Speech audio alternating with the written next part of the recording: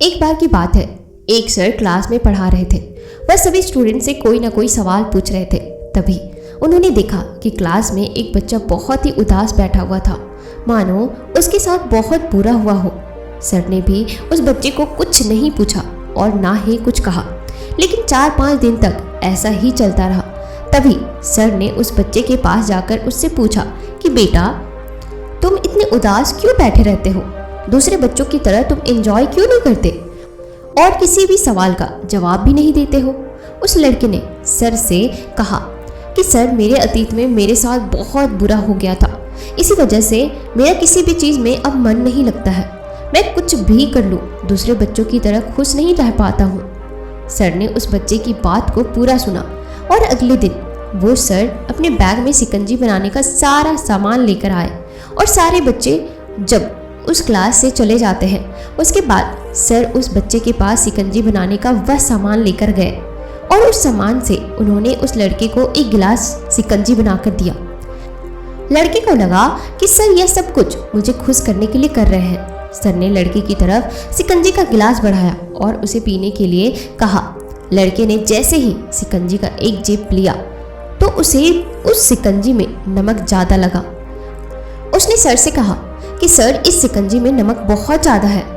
तभी सर ने उस लड़के से कहा कि ठीक है, लाओ मैं इसे फेंक देता हूँ। लड़के ने सर से कहा, सर इसे फेंकने की ज़रूरत नहीं है। अगर इसमें थोड़ी सी शक्कर मिला देंगे तो यह खुद ब खुद मीठा और अच्छा हो जाएगा।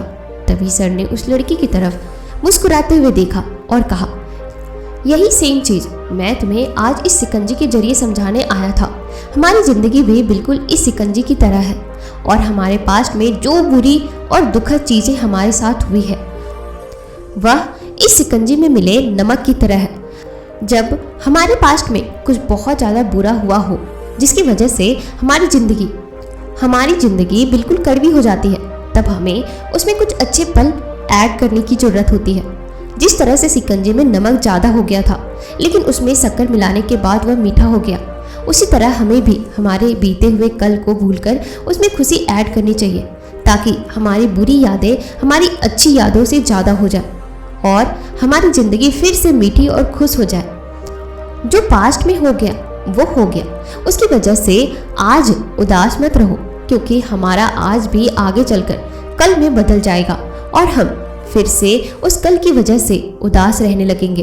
इसीलिए खराब चीज़ों को भूलते हुए आगे बढ़ो और अपनी लाइफ में पॉजिटिव रहो और जितना हो सके अच्छा और पॉजिटिव सोचो। तो दोस्तों, आपको यह कहानी कैसी लगी मुझे कमेंट सेक्शन में ज़रूर बताइएगा। और हाँ, साथ ही इस कहानी को उन सभी दोस्तों, परिवार वालों या रिश्तेदारों को जरूर शेयर कीजिएगा जो पास्ट में हुई बुरी घटनाओं को याद कर करके रोते रहते हैं या उदास रहते हैं, ताकि वो अपने लाइफ में कुछ सीख सके और अपनी लाइफ को बेहतर बना सके। साथ ही अगर आप हमारे चैनल पर नए हैं तो हमसे जुड़ने के लिए इस चैनल को अभी ही सब्सक्राइब जरूर कीजिएगा ताकि आगे से आने वाली जितनी भी मोटिवेशनल कहानियाँ हो सबसे पहले आप सुन सको।